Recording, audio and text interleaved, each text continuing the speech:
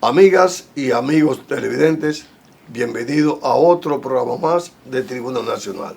Hoy está con nosotros el doctor Mariano Polanco Fernández, quien es epidemiólogo y además profesor de medicina de la Universidad Tecnológica de Santiago, recinto Santo Domingo. Con el doctor Polanco Fernández vamos a hablar temas importantes de medicina y de salud preventiva.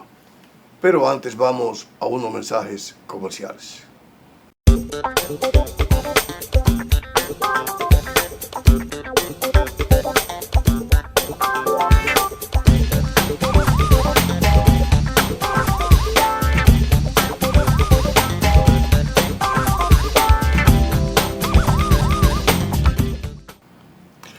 Doctor Polanco Fernández, bienvenido a Tribuna Nacional. Saludos, Díaz Cuevas, saludos a los televidentes de Tribuna Nacional.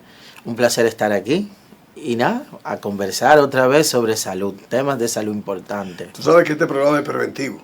Lo más importante, la mejor medicina, la preventiva, la que nos ayuda a todos. ¿Llegó el COVID para quedarse en el mundo? Bueno, realmente con el COVID-19 es interesante porque van a quedar siempre vestigios, porque realmente las enfermedades virales tienen la característica de que perduran en el tiempo. Y otro dato importante es porque los virus tienen la característica de mutar, de poder transformar su estructura, y entonces vamos a tener varias facetas del mismo virus. Por ejemplo, un ejemplo muy común que tenemos es con el dengue. El dengue, por ejemplo, en la familia del dengue, de los virus que pertenecen a los flavivirus, antes teníamos el dengue solamente, ahora tenemos el Zika y tenemos el chikungunya, que también son características. Van mutando. Van cambiando sus características, y estos cambios o pueden ser positivos o pueden ser negativos. Positivos desde el punto de vista que las mutaciones no tengan las propiedades patogénicas de producir enfermedad o infecciones, infectividad. O negativas porque los virus o se pueden volver más agresivos, más infecciosos, y por lo tanto producir más enfermedades o complicaciones, que muchas veces hay entidades que aunque no produzcan daño a la salud, no dejan secuelas, y otras sí dejan secuelas, que es lo que se trata de evitar en los estudios actuales de la salud. Lo que trata es de hacer la prevención. O sea, el COVID dejó secuelas. Sí, realmente ya se han visto las evidencias, las secuelas a nivel de las poblaciones. Tenemos que entender que es un nuevo virus, aunque se conoce la familia a la que pertenece, que es de los coronavirus, y aunque conocíamos, por ejemplo, el SARS, el MERS, que son manifestaciones de los coronavirus, este tuvo un nuevo comportamiento como tal. Tenemos que también saber que en sus inicios, la parte que a nivel internacional causó las alertas, realmente era porque no se tenía el tratamiento definitivo. O sea, nosotros quizás sabemos cómo tratar una influenza, o sea, quizás sabemos tratar como un virus sincitial, sabemos cómo tratar, o sea, virus respiratorios que ya conocemos, pero realmente no sabíamos ni conocíamos en el área de la salud ni el mundo cuál era la respuesta o el tratamiento que se tenía con este tipo de enfermedad o de nueva entidad. Y luego más adelante lo interesante fueron las diferentes mutaciones que hubieron, que la Delta, que la Omicron, o sea, ya el alfabeto griego no dio para la cantidad de mutaciones realmente que se tuvieron con el COVID-19.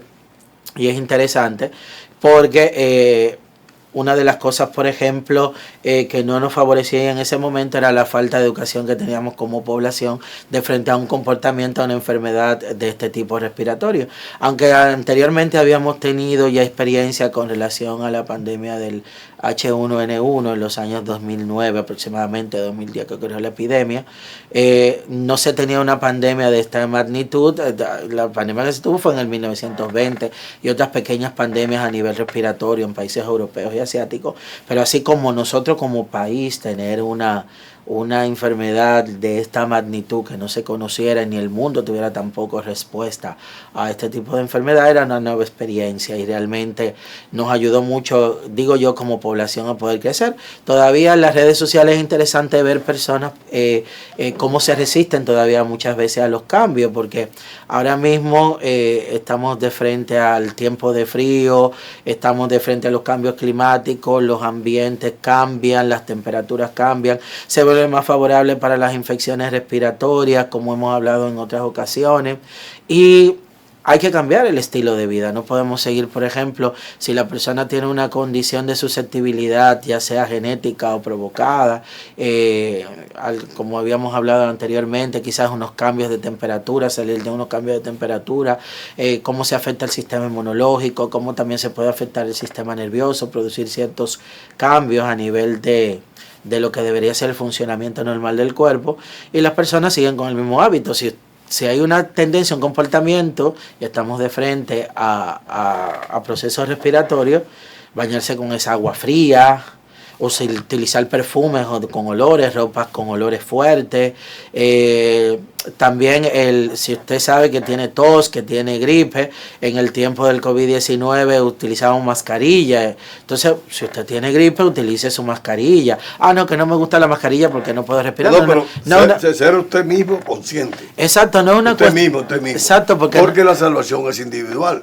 Sí, pero realmente estamos de frente a que usted está utilizando la mascarilla, no solamente se protege usted, sino que usted no es un foco de contaminación. Y protege al otro. Y protege al otro, porque lo interesante es que dice un dicho que hasta que no llega a mi casa, ¿cómo que dice, tío? Que para que llegue a mi casa, que llegue a la del otro. Pero grande es que cuando tenemos un proceso respiratorio y no nos cubrimos ni mantenemos la medida adecuada, el problema llega a la casa. Y está bien, no contaminamos al de fuera, pero contaminamos un familiar. Desarrolla una neumonía, desarrolla una complicación y el familiar muere. Ahí sí es doloroso, ¿verdad? Porque fue un familiar.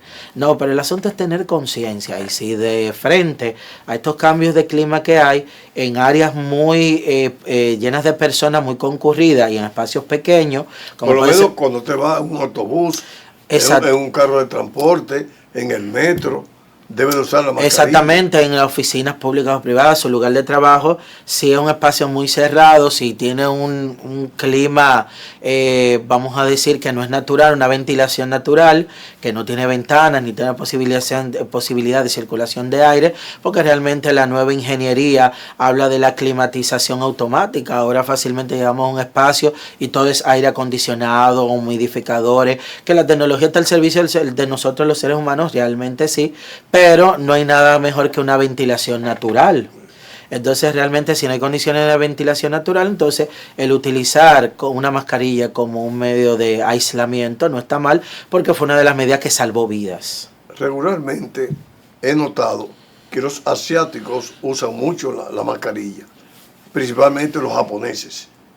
Sí, se da por su costumbre. Ellos tienen realmente desde su sistema de educación, hace conciencia en muchos países con relación a cómo manejarse de frente a las alertas epidemiológicas o problemas de salud que pudieran afectar. Porque también el medio ambiente también influye. Sí, como le decíamos, los cambios climáticos influyen realmente. No, y además la población de los vehículos también, a través de la combustión interna, ¿no?, de los mufflers, eso también afecta al medio ambiente. Y a usted también. Sí, las contaminaciones. Además, ese humo es caliente. Sí, eso es con relación a las enfermedades que se pueden producir también por vía respiratoria, que no necesariamente tienen que ser de origen biológico, pueden ser no biológicos, sí, como la contaminación ambiental por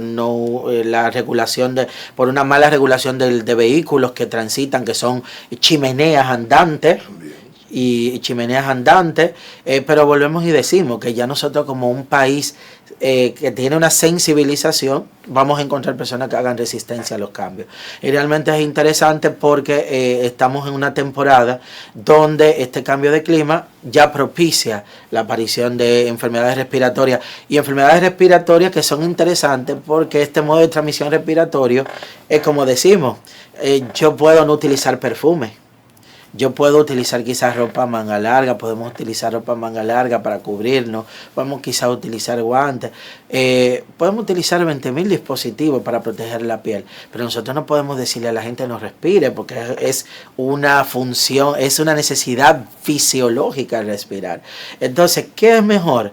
Aislar la vía respiratoria.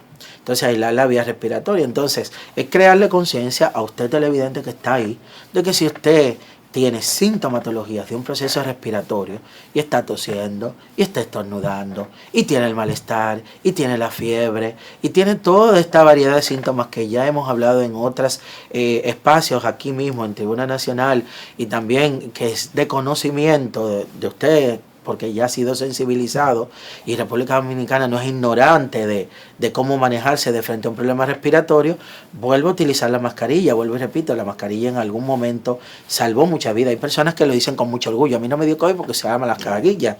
Pues use la mascarilla. Use la mascarilla. Si no va a utilizar otras medidas porque no tiene confianza a otras medidas que tenemos en salud para la prevención, como son las vacunas. Están las vacunas, por ejemplo, la vacuna del COVID-19, que luego, por ejemplo, de todas estas complicaciones y estos eventos que se han ido asociando quizás al uso de la vacuna, que deben haber estudios serios por ahí. Entonces, porque ¿qué es lo mejor? Hablar con seriedad, con los estudios. Desde la salud pública se habla con estudios y con evidencia. Si ya no se va a probar, por lo menos la vacuna que tenemos conocida, que es la antiflu, la antigripe.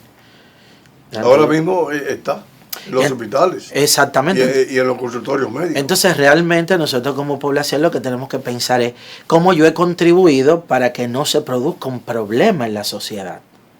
Me he puesto en mi vacuna, estoy utilizando las medidas de control. Si yo tengo una condición asmática o tengo una condición de susceptibilidad, me estoy protegiendo adecuadamente, estoy utilizando ropa abrigada. Si soy diabético. Exactamente, condiciones de susceptibilidad, enfermedades como la diabetes, como el mismo VIH o lo que desarrollan SIDA, los mismos falsémicos, ciertas condiciones que producen ciertos niveles de susceptibilidad en el organismo de frente a condiciones y agentes. Por ejemplo, las enfermedades respiratorias que más comunes tenemos son de origen viral. Hemos dicho en varios escenarios que los virus tienen una característica: mutan, cambian, se transforman. Y sabemos, por ejemplo, que en el COVID-19 al inicio tenía el coronavirus una característica. Que los coronavirus, bueno, que el SARS, que el MERS, el COVID-19 decíamos anteriormente en otros programas y aquí mismo que el COVID-19 fue un problema a nivel internacional porque no había un tratamiento específico para él. Yo te manejo una gripe como profesional de la salud, yo te puedo manejar una neumonía, pero ¿cómo te manejo la del COVID-19? ¿Cómo te manejo? Si la desconocía. Si era desconocida para la salud internacional. Entonces, hasta que no tuvimos un protocolo, hasta que no tuvimos una terapéutica, unas acciones preventivas identificadas, no dejamos de verla como un problema en la salud pública. Entonces ya tenemos unas medidas preventivas. Realmente pudiera ser un problema de salud pública por las mutaciones que produce. ¿Y cuántas mutaciones tuvo el COVID? Muchísimas. Volvemos y decimos, el alfabeto griego se acabaron las letras para los tipos de mutaciones que hubieron. Y es normal que muchos virus con cierta característica muten, porque hasta hace unos años el Aedes aegypti, el mosquito, el Aedes albopictus, solamente producía dengue. Ahora tenemos que producir zika y chikungunya. Y dependiendo del tipo de población que afecte, es susceptible, porque si es un Zika en una embarazada en un primer trimestre, no solamente es la embarazada, es una microcefalia. Sí. Es una situación que va a producir una carga a nivel de la sociedad, a nivel de la salud pública, y que va a requerir de especialistas. Porque la complicación de la microcefalia no, porque el niño que tiene microcefalia, la familia que tiene un niño con microcefalia, necesita apoyo psicológico y necesita otro tipo de ayuda para poder manejar las condiciones. Para poder manejar las condiciones, porque eso trae situaciones en el intelecto, en su independencia.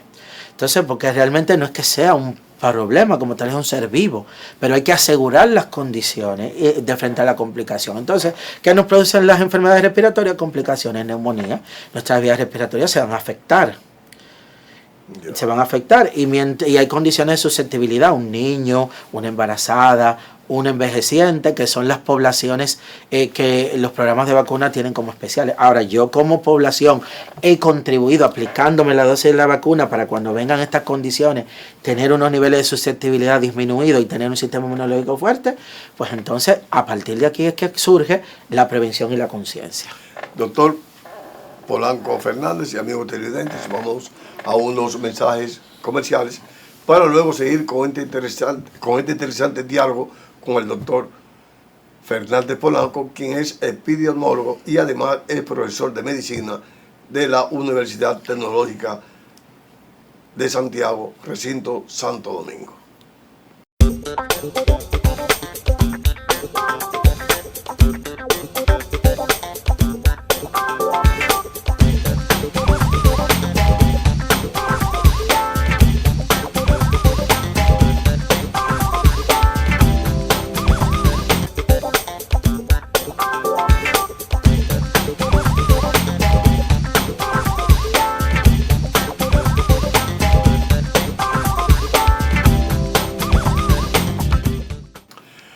Doctor Polanco Fernández, aparte de usted ser epidemiólogo, también es nutricionista. Estamos en Navidades y tú sabes que la gente se desordena, ¿no? En la forma de vivir, de comer, de bailar, de tomar. ¿Cuál es tu recomendación? Bueno, como profesional... La gente ahora todo lo quiere hacer mucho. Como profesional de la salud pública y en estos tiempos de Navidad y con cierto conocimiento ya de nutrición, entonces realmente lo interesante es a las personas solicitarle el no exceso, no tener los excesos, tener bastante control con relación a la alimentación. Otro dato importante es que en estas fechas se utiliza mucho el recalentado, que la comida sabe de que es mucho más buena.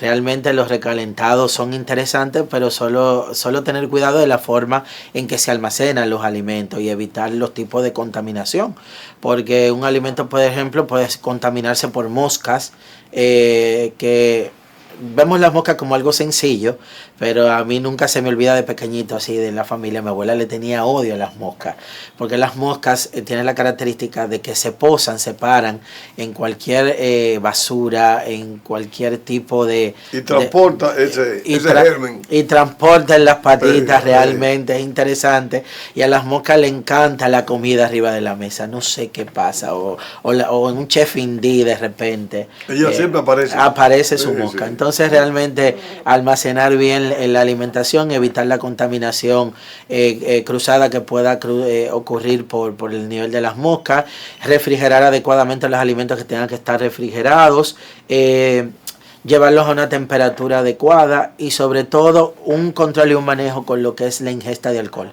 porque es preocupante sobre todo que más en estos tiempos festivos donde invita a la unión familiar, donde se invita a cierto perdón, donde toma matices también religiosos, sí. Para los religiosos entonces el nacimiento de Jesucristo como eso es Adviento.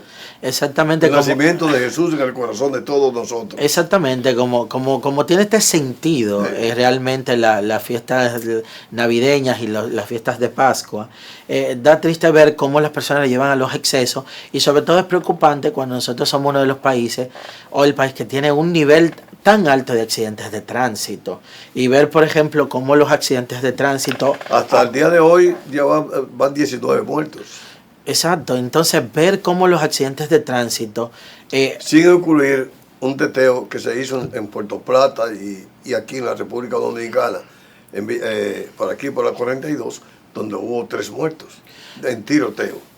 Bueno, sí, esa es otra manifestación, pero realmente... Muchachos jovencitos de 20 y 19 años. Sí, invitarle a la población, por ejemplo, esto mismo, que también los jóvenes ven este tipo de programas, saber que las acciones tienen consecuencias y que los excesos también producen consecuencias, no solamente sociales, porque muchas veces se queda en la parte social, sino los daños físicos que ocurren. También. Porque el ingerir el alcohol, y eso es lo mismo que los medicamentos, que hemos invitado a no consumir. Todo el exceso hace daño. Exactamente, todos los excesos producen un daño a nivel del organismo y aunque nosotros intentemos llevar un estilo de vida saludable, ese daño que ha quedado en nuestro organismo en algún momento... Normalmente, ¿qué cantidad de alcohol debe tomar, de tomar un adulto? O sea, vino, cerveza o ron.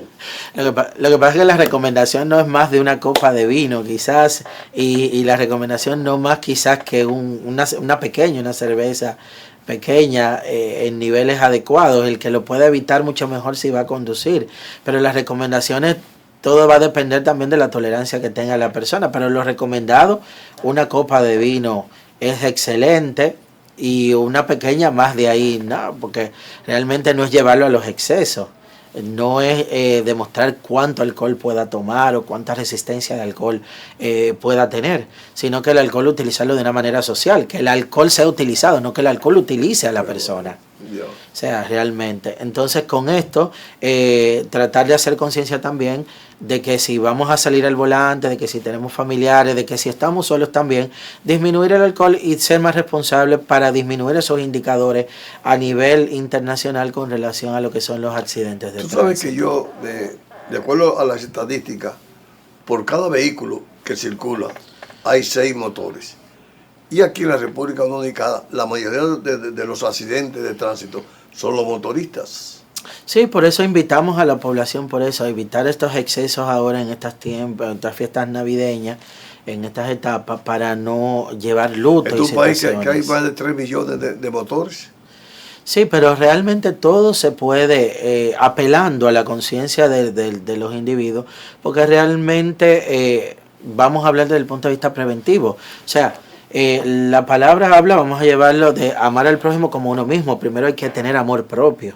Y así mismo como uno tiene ese amor propio que proyecta lo que tiene, el conocimiento, la sabiduría, los cuidados, también llevarlo desde la perspectiva de la sociedad. No vamos a hablar del punto de vista religioso, sino que también vamos a decir, si yo me estoy cuidando, voy a cuidar al otro. Entonces llevar esta parte de la conciencia. Si yo me accidento, no solamente voy a tener yo un accidente, voy a causar otro malestar a nivel de un núcleo familiar. Luego, y además los recursos que hay que invertir de parte de la familia y también de parte del Estado en la recuperación de esa persona.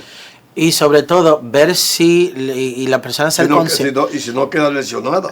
Lo que digo, si no hay. Esa es la otra. Exactamente, la persona tiene que hacer conciencia porque muchas veces estos accidentes traen consecuencias que son de por vida, que se reflejan de por vida. Entonces, aunque la salud está preparada quizás para dar una respuesta desde el punto de vista de una prevención quizás terciaria, de rehabilitación, de reinserción, muchas veces en algunos casos de esto no se llega a una reincorporación de un 100%.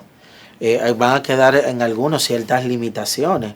Entonces, lo mejor es si yo identifico como individuo cuáles son esos factores de riesgo, esas condiciones que me hacen propenso a poder sufrir una secuela, ya sea, por ejemplo, descontrol de la bebida, descontrol, por ejemplo, con el hábito de fumar, faltas de ejercicio, como decimos, el sedentarismo, inactividad física, una serie de situaciones como tal, comenzar a cambiar esos patrones. Entonces, si como persona, por ejemplo, conozco y tengo condiciones, volvemos y caemos en el tema de que soy asmático, de que tengo ciertas condiciones y se me ofrece una vacuna, se me ofrece ciertas condiciones, yo prepararme para que tener un buen sistema inmunológico de frente a las respuestas que puedan ocurrir que yo no puedo controlar, que pueden ser ambientales o que pueden ser sociales y yo no pueda controlar. Realmente, porque desde un punto de vista podemos tener un país con mucha legislación, podemos tener un país con muchísimas instituciones, pero también nosotros tenemos que aportar como población, que es la conciencia que siempre invitamos a la población.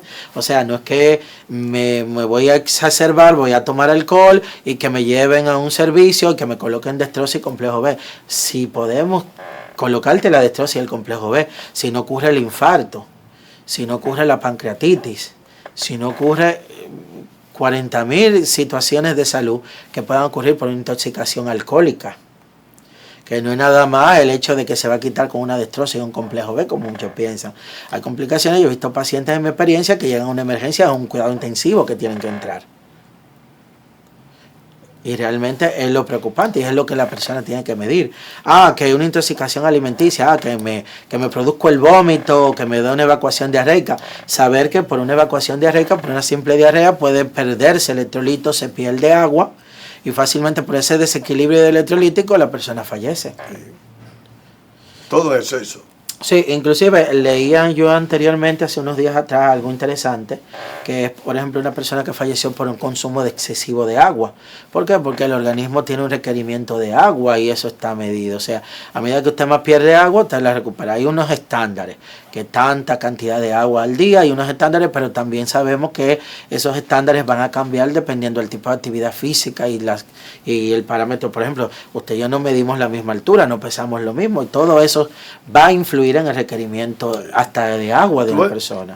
El paciente va donde el médico y el médico le dice cuál es su peso, cuál es su tamaño para poder medicarlo. Exactamente, porque el medicamento va porque dependiendo del peso y del tamaño.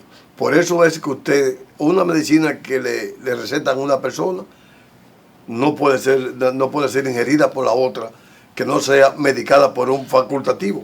Exactamente, entonces el hecho de usted beberse 5 botellas de agua en un instante, eso le causa un problema. ¿Por qué? Porque nosotros tenemos sustancias que nadan en esa parte que es agua en nuestra sangre, y cuando usted consume más agua de la cuenta y le lleva más agua, todo eso se va a diluir y va a producir un trastorno. Entonces realmente ahí no es el punto. Es interesante ver cómo conozco personas que dicen, no, me voy a tomar este medicamento para evitar la intoxicación alcohólica. Solamente invitarles a la conciencia, no se automedique. Si usted tiene algún síntoma, ya sea de una enfermedad respiratoria, tos, estornudos, malestares generales, fiebre, dolor de cabeza, o también tiene algún síntoma de alguna intoxicación, ya sea mareos, náusea, vómitos, una evacuaciones diarreicas, acuda a un profesional de la salud y no se automedique, evite la automedicación.